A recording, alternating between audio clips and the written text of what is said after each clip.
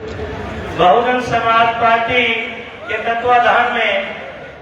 Doctor B R. Ambedkar एवं मान्यवर साहब श्री कांशीराम जी के सम्मान में संगोष्ठी दिवस के इस कार्यक्रम में अपनी बात रखने से पहले बहुजन समाज में जन्मे तमाम संत महापुरुषों को नमन करते हुए आज की इस संगोष्ठी दिवस के मुख्य मेहमान हम सब के लिए, हरियाणा के लिए सबसे बड़ी खुशखबरी इस बात की है कि लंबे समय से हमारे प्रदेश को देख रहे और माननीय बहन कुमारी मायावती जी के आदर, बहन कुमारी मायावती जी के विश्वास पात्र और उनके आशीर्वाद से अभी हाल ही में राष्ट्रीय कोऑर्डिनेटर के पद से नवाजे गए आदरणीय रणधीर सिंह बेनीवाल जी, जो हम सब के यहाँ पर महबूब नेता भी हैं और मुख्य मेहमान हैं। मैं चाहूंगा जोरदार तालियों से, हरियाणा की तरफ से जोरदार तालियों से माननीय प्रभारी जी का यहाँ वेलकम करें। हमारे बीच में बहुत ही सम्मानित हमारे प्रदेश के केंद्रीय प्रभारी आदरणीय प्रताप सिंह जी, हमारे बहुत ही सम्मानित युवा साथी प्रदेश के प्रभारी भाई विशाल गुर्जर जी और इस प्रदेश के वाइस प्रेसिडेंट सम्मानित हमारे चौधरी सही राम जी, तमाम प्रदेश की लीडरशिप, हमारे इस कैथल जिले से इस जोन को देख रहे भाई डॉक्टर मनोज ग्रोवर जी, जो इस जोन को देख रहे और बहुत ही सम्मानित जुझारू इस जिला के अध्यक्ष भाई रणवीर भान जी, भाई शमशेर कश्यप जी जोन प्रभारी, भाई लोकास कैलम जी जिला प्रभारी, रमेश कश्यप जी जिला प्रभारी, विधानसभा के अध्यक्ष विनोद खानपुर जी, भरत सासिया जी, सुबह सिंह रंगा जी, राजपाल वाल्मीकि जी, शमशेर सिंह रंगा जी, विनोद कुरार जी, होशियार सिंह जगोली जी और महाराज ख्याल साहब जी एवं तमाम कैथल के समर्पित कार्यकर्ताओं, हरियाणा प्रदेश के पिता तुल्य बुजुर्गों, नौजवान साथियों, मेरी माँ बहनों, गांव से और बीबीएफ के सम्मानित साथियों, आप सभी को मेरा सिर झुका करके जय भीम जय भारत। सम्मानित साथियों, आप लंबे समय से बैठे हैं, ज्यादा लंबी बात न करके चंद बातों में, क्योंकि आप कैडर के सिपाही हैं, हरियाणा प्रदेश के ही नहीं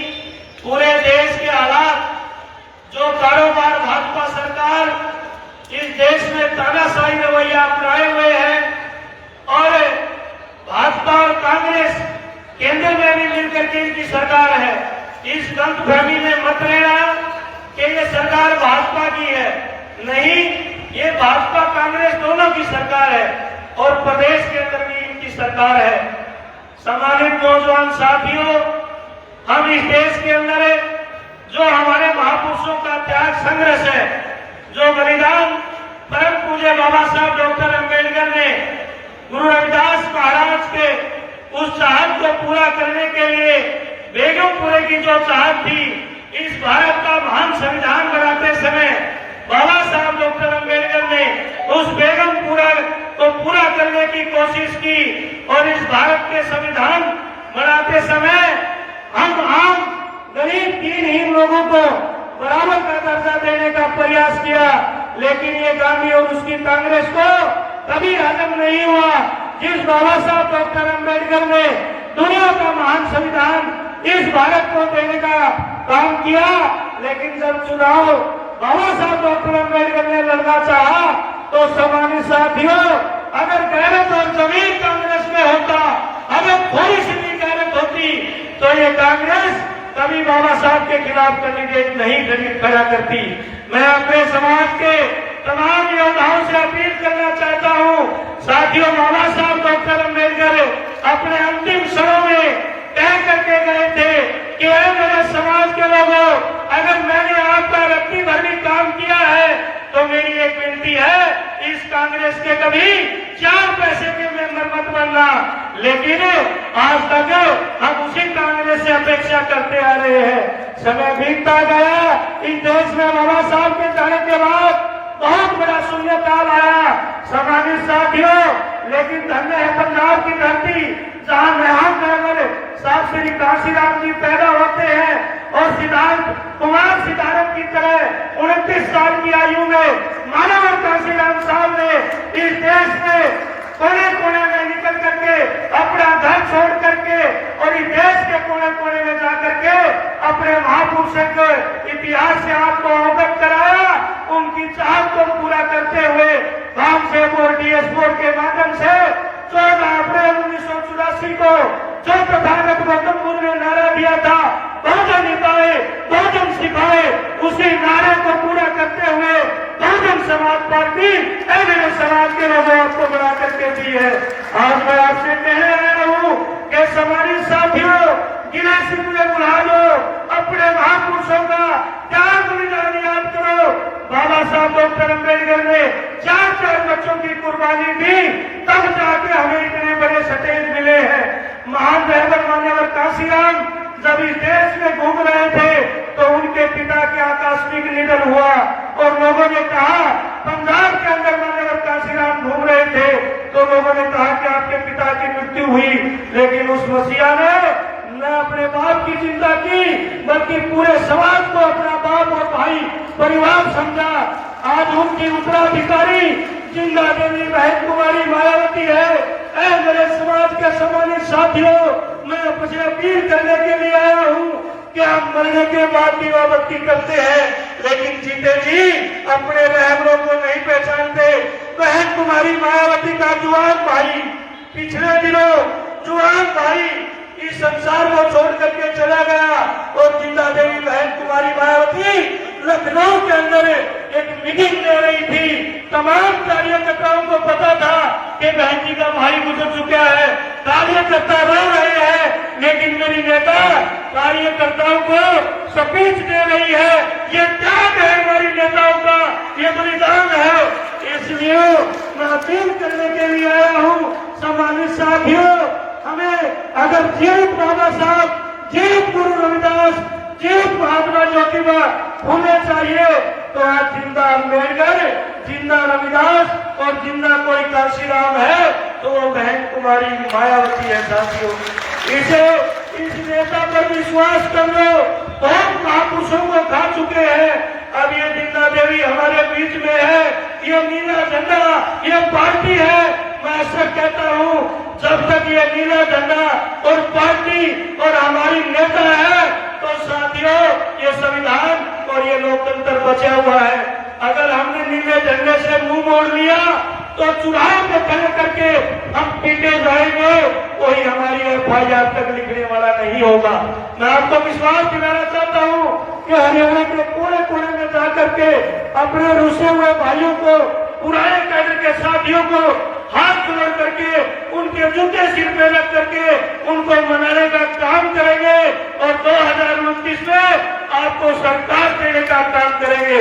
सम्मानित साथियों, आप पुराने कार्यकर्ता साथियों से मेरा निवेदन है,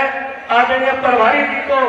लंबा बोलना है, आपको पूरी बात सुननी है, लेकिन प्रदेश के जो हालात है, आज कर्मचारी दुखी है,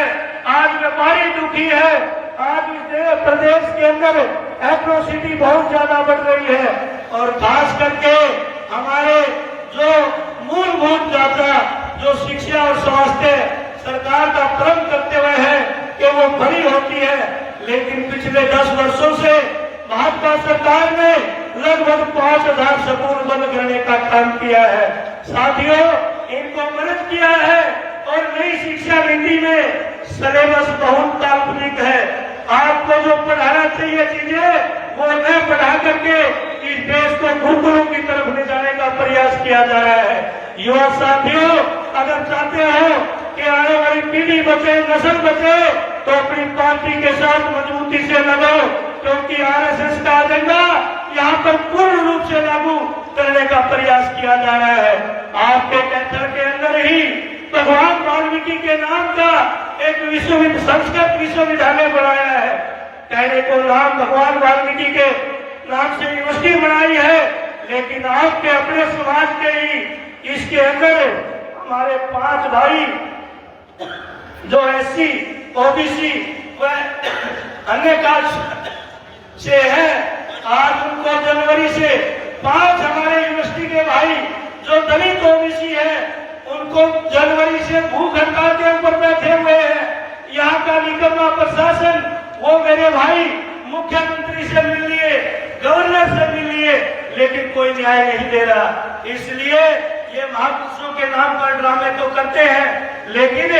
उस समाज से आए हुए कोहिनूर हीरो को इन्होंने बाहर का रास्ता दिखाया है, जबकि दूसरे प्रदेशों से जाकर के यहाँ पर उनको लगाने का काम किया है। मेरी आपसे अपील है, खास करके हमारे इन कर्मचारी साथी और टीचर अध्यापकों से, जिनको ये सरकार आए दिन तरह तरह की, कभी गीता जयंती महोत्सव में टीचरों की ड्यूटी लगाई जाती है, साथियों पढ़ा न सके, कभी उनकी समय के लिए ड्यूटी लगाई जाती है। तो आज मैं आपसे अपील करने आया हूं अपने कर्मचारी वर्ग से भी कि आप आइए और हमारा और हमारी पार्टी का साथ दीजिए। मैं स्टेज के माध्यम से कहना चाहता हूं, हम आपकी पुरानी पेंशन भी लागू करेंगे और बैंक लोन भरने का काम करेंगे। हमारे साथियों, प्रदेश के अंदर में लॉ एंड ऑर्डर नाम की कोई चीज नहीं है। अभी पिछले दिनों भिवानी के रिवर्सा के अंदर एक बहुत बड़ी निंदनीय घटना हुई, लेकिन वहां का प्रशासन सोया हुआ है और सराहनीय बीजेपी के प्रदेश के मंत्री और लोकसभा सांसद वहां पर प्रशासन को कोई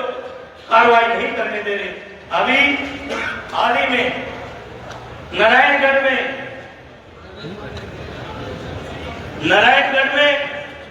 हमारे भाई हरविलास जी जो हमारे नारायणगढ़ से प्रत्याशी थे,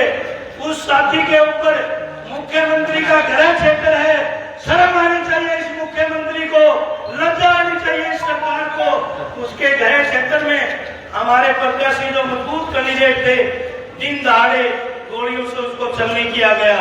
हमारे लोग कई बार वहां गए, लेकिन यहाँ का प्रशासन अभी तक मुख्य आरोपी को पकड़ नहीं पाया है। साथियों, मैं इस स्टेज से ऐलान करता हूँ, यहाँ आरपीसीआईडी के लोग बैठे हैं, मैं यहाँ से ऐलान करता हूँ, या तो हरियाणा सरकार होश में आ जाए और दोषी को पकड़ने का काम करे, अदरवाइज हम जल्दी ही बड़ा फैसला लेकर के चंडीगढ़ की सड़कों पे उतरेंगे, चाहे वो गवर्नर हाउस हो या फिर मुख्यमंत्री आवास हो, हम घेरने का काम करेंगे। ज्यादा या विधानसभा घेरनी हो तो मेरी आप सबसे अपील है कि आप पुराने गिले शिकवे भुला करके अपनी पार्टी, अपने कैडर को मजबूत करने का काम करें, अपने संगठन के साथियों को साथ लेकर के, और जो बड़े पैमाने पे हमारा समाज, ये कांग्रेस के लोगों ने जो संविधान दिखा करके हमें ठगने का काम किया, आज वो कांग्रेस के लोग कहीं नजर नहीं आ रहे। आज विपक्ष की कोई भूमिका निभा रही है।